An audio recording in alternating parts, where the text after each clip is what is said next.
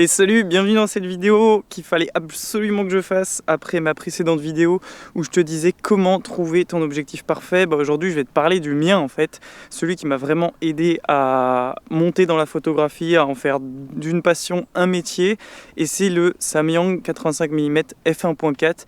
Donc je t'en parle tout de suite dans cette vidéo. J'ai un chemin qui fait environ 300 mètres, je marche, quand j'arrive au bout du chemin j'ai fini la vidéo, ça va être simple, efficace, c'est parti. Alors pourquoi le Samyang 85 mm f1.4 c'est un objectif manuel, donc c'est pour ça que j'ai pu l'avoir à pas très cher. En plus j'ai eu sur le bon coin neuf, je sais pas trop il coûte combien, je vais mettre le lien dans la description dans tous les cas, mais d'occasion je l'ai eu à 230 € négocié puisqu'il était 250 € sur l'annonce.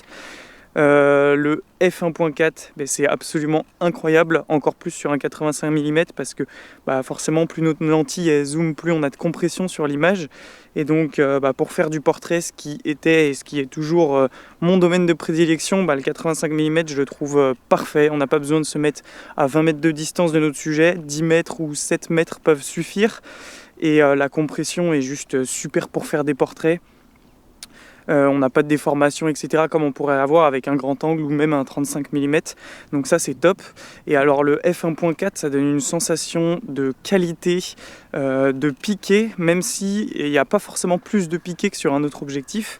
En fait ce flou d'arrière-plan il réduit tellement ta zone de netteté que ça donne cette sensation que c'est hyper sharp, c'est hyper net sur ton sujet. Et ça c'est super beau et super important pour moi pour le portrait. Voilà, j'ai mal au bras et en plus j'ai pas mes lunettes de soleil, mais c'est un détail, j'arrive presque à la moitié du chemin.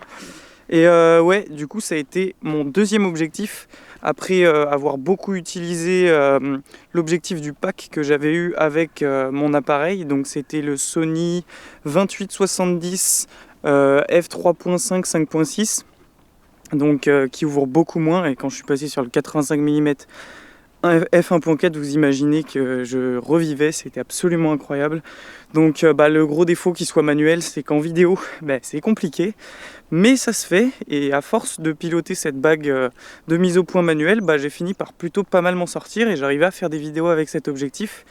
Par contre, ce qui était impossible, c'est de prendre en photo un sujet en mouvement. Donc moi, j'ai fait beaucoup de photos de portrait, photos de sport, mais avec des figures statiques, donc le street workout.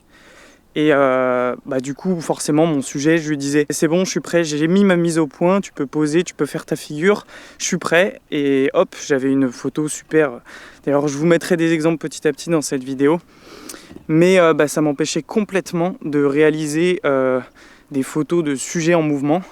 Et quand je me suis professionnalisé, ça c'était devenu super important. Donc voilà, c'est pour ça que j'ai utilisé cet objectif 2 ans. Et aujourd'hui je l'utilise plus, mais ça a tellement été ma lentille favorite que je l'ai remplacé par le Sigma 85 mm f1.4 aussi, mais qui a une mise au point automatique. Donc je fais toujours le même style de photo, le même objectif que j'adore, d'une autre marque du coup, mais pour le coup, à la place de coûter autour des 300 €, le Sigma lui coûte 1200. Donc vous voyez la différence qu'il y a entre un autofocus et un objectif manuel.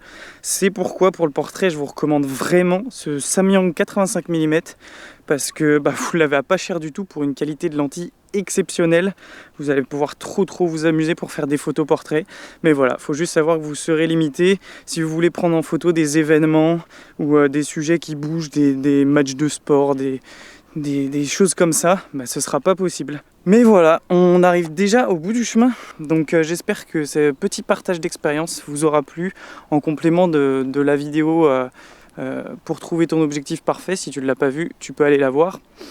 Et voilà, je te dis à la prochaine. N'hésite pas à me dire en description quel est toi ton objectif favori, puisque ça m'intéresse, ça peut toujours être intéressant.